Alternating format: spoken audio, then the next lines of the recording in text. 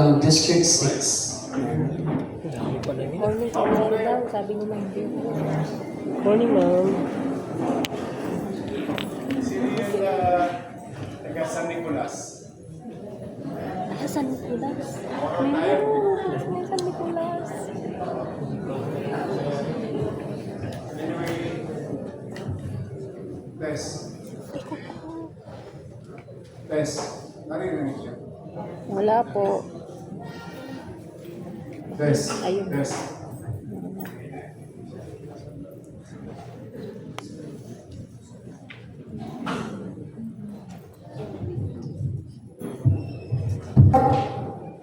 Tess, you... Si Tess talaga na... Marites. Si Tess. Anyway, good morning, ladies and gentlemen. That's why I asked for San Nicolas. Remember when I visited your halls? May falls. Swimming pool eh. Waterfalls. Butas eh. I think that's the most beautiful health center in the world. Because you go to the health center, you feel the nature. Tungtulog. Where there is waterfalls. At amag. So very organic. I'm sorry I have to shut it down because for your own good as frontliners. Hindi po pwedeng minuto hinihigop ng baga ninyo yung amag. Pagkakasakit kayo. And I feel sorry for you because it was like that. It is like that for so many years unattended. So that's why, despite at the time, ang tanging puhunan ko lang ay lakas ng loob na i-shut down, i-design, kahit wala akong pera, i-design nyo na, ayusin na, maganda na. And I'm happy to inform you tomorrow. Tomorrow is the groundbreaking of the renovation of the entire San Nicolas. Bukas. Bukas pa pala mag-graduate. At yung nawalang Pamanang Health Center, nawala. Ginawang barangay hall nung nawala ako. Parang supposed to be health center. In a matter of few days, you'll hear from me because recently we submitted a design DOH and I think it was approved already by DOH. So it's going to be, I think, one of the biggest health center in the city of Manila.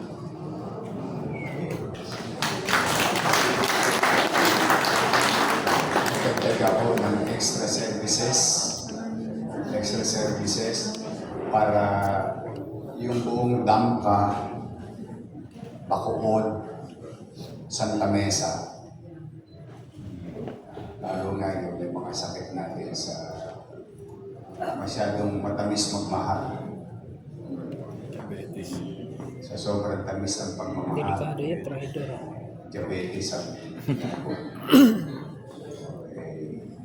I think we were approved to put up a facility na yung mga taga Maynila did not to go to Santa Ana Hospital Dialysis Center, Hospital ng Maynila, got address.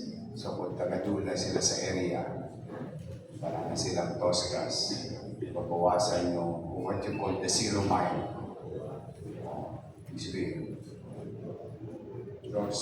Doorstep away. So, rest assured kayong mga taga 44 health centers na namamahala, you have my full trust and confidence. Nananatili kayo dyan, tampanan ninyo ang inyong trabaho, pag malasakit ninyo. Mahirap talaga ang pera natin, but I'll make sure that things that you need, things that we need to deliver will be made available in our respective offices. Kasi kayo talaga ang frontline ng healthcare. Dalawang bagay yan. Bago pumunta sa ospital at pagkatapos pumunta sa ospital. O sa ating napunta. Now, we have the Vice Mayor here and members of the City Council. I invited them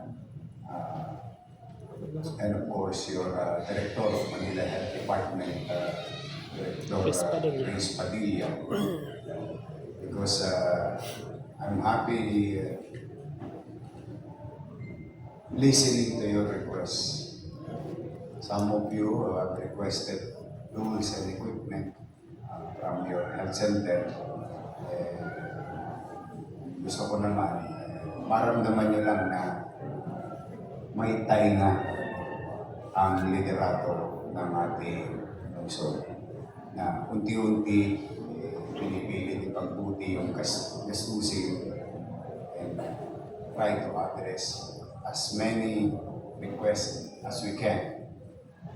As cash coming in, we spend efficiently, being converted into services. I hope today I can put a smile in your faces. Teka muna, na-disgrasya nyo na ba yung December? Masaya ba? Masaya ba kayo? Happy naman yung mga ATAPs nyo. Yung mga BHW nyo, masaya din. Basta, pumanatag kayo, I will do my best. What is due for you will be given to you.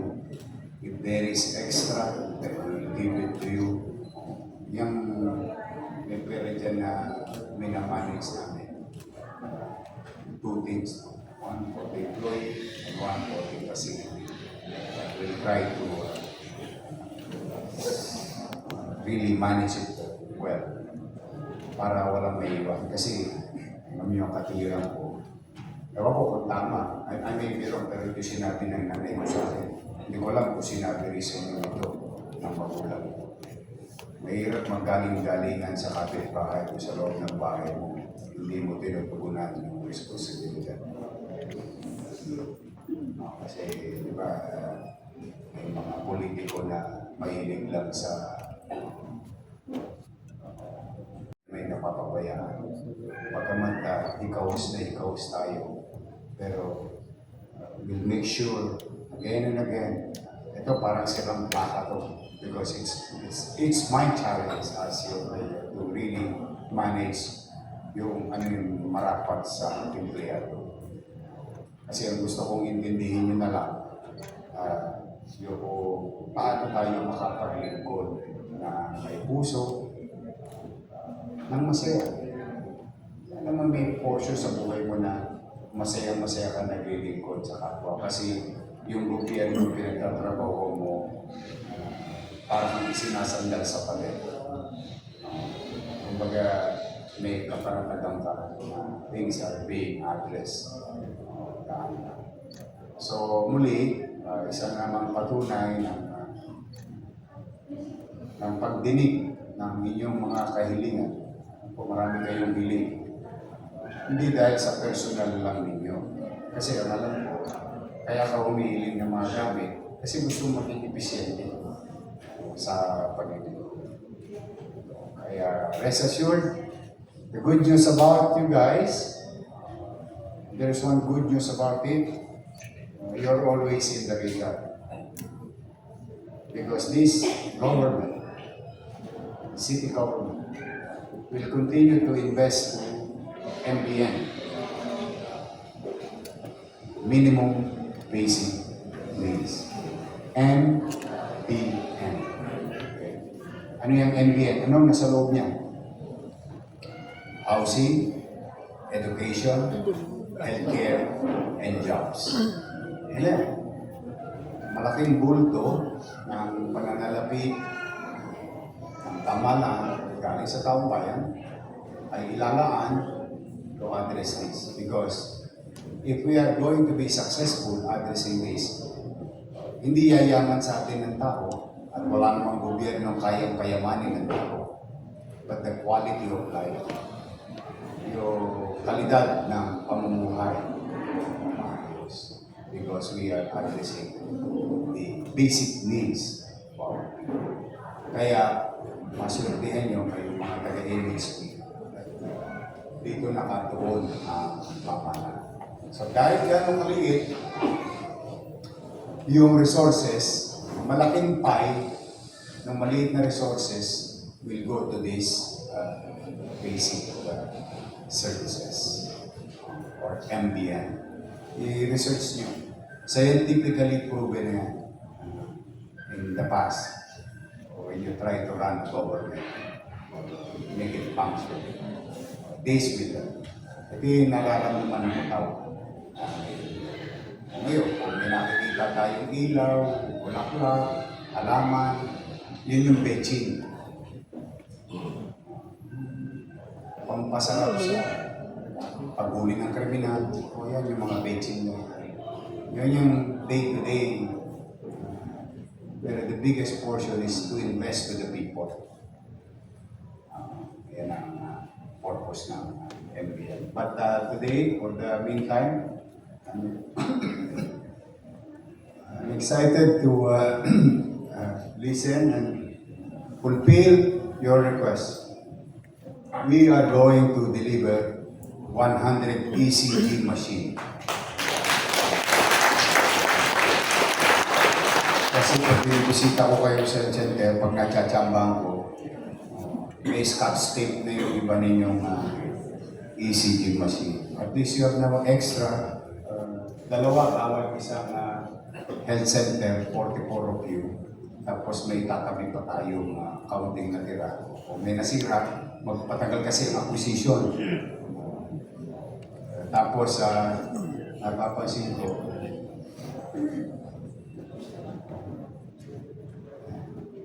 MS-DOS pa yata yung ibang computer natin. Maano ako minsan hindi ko lang kapasin pero dadama ko. Kaya we are going to deliver 100 laptops, 2 per center.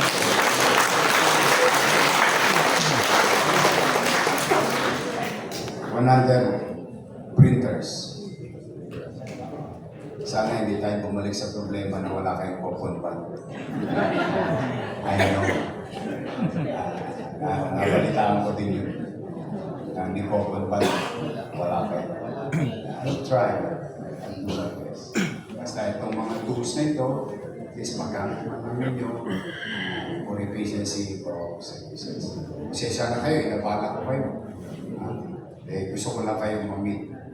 Lahat kasi iba sa inyo na-meet ko na eh. Pero parang take 4 yan eh. Kasi steady lang kayo sa Getty, magkikita-kita rin tayo sa finance. Magbubuti ako. So I'm happy to deliver what you have requested, most of you. And empower those who are already matagdagan. Rest assured that the medicines, we are crafting now another form of services, not only for your regular constituency, but also in the community. Yawa Diyos, we're just trying to coordinate it with the PhilHealth, maybe if it is possible and feasible. Ikalulugod niya to, kasi na-testing na namin to sa na-testing na namin itong sistemang to sa Paseco Hospital. Yung Paseco Hospital, kasi ninyo sa Paseco, wala pa kayo narinig na pumasok sa hospital na yun, functioning as OPD, not yet as the entire hospital, kasi parating pa rin mga makina nila. But I'm happy to share to you TBM approval ready, the ordinance passed, creation of plantilla. So we are about to implement it. Kaya napansin nyo, nag-post na ba kayo ng hiring? Nag-post na kayo, no? Hiring. Napansin nyo, hiring na doon. Doktor, nurses, so ano tayo talaga, tuloy-tuloy na yung progreso. But for the meantime, ewan ko kung may napapansin kayo. May isa tayong sistema doon, lagi sariwang gamot. At pag-uwi, may gamot. If that is possible to one side, which we are testing it with a volume of stakeholders, nakaka-200, 300 sila isang araw na OPD. Yung talagang grabe. Pero pasinin nyo, lagi silang may natatamasa. Hindi lang reseta ang nakukuha nila. Mukhang mape-perfect natin yun. If that can be done to the biggest, I think that will be next to, the next one will be the Pamana, etc. But if that thing can be done to large community, huwag hindi kayo kasali. Pagtitingnan ninyo. Pero pag malusog ng mga bata, ay laking kaluwagan sa kanya-kanya yung pasilidad. So we are now addressing stunting, we are addressing nutrition, then we are aligning ourselves to the national goal ng National Nutrition Council. I think we are the only local government unit in the entire country confronting this problem. And we went beyond what is being given by the national government for 30 days. Now we are 90 days. Then we are addressing and aligning ourselves to the goal of National Dairy Authority kasi nagkakaroon sila ng challenges. Tapos, ang maswerte mo pa, yung mga magulang, hindi na kailangan gumastos para sa nutrisyon ng anak nila. Particular sa gatas, nakakasave sila, yung nanay, yung tatay. Pangdulo, yung mga farmer, tuwa-tuwa. Yung gatas nila, hindi naman pwedeng pigilan yung dede ng baka na maggatas. Talagang kailangan ilabas yun. Pag walang bibili, tapon. Yun ang sinasabi ng NDA, National Day. O yun, maswerte yung mga taga-probinsya sa atin. Eh ngayon lalaki pa. Kasi will escalate. About 60,000. So, these are updates that I want you to hear from me because usually we discuss this with the department head. But these are the people na kasama ko nagtatrabaho. Kaya palakpakan nyo sila. So you go back to your respective offices and I wish you good health and strength emotionally and psychologically because mahirap ang public service. Lalo ang may sakit. Ang may sakit walang maiintindihang katwiran. Kasi kung man lumagay sa kapatayuan niya, hindi rin niya maiintindihan ang kaliwanag. But if you show compassion and empathy and understanding, and we as an organization providing what is needed, hopefully, cross finger. I think ko naman tataas ang antas ng pamumuhay sa mga. But for the meantime, I, your mayor, on behalf of the people of Manila, we thank you. Thank you for your service.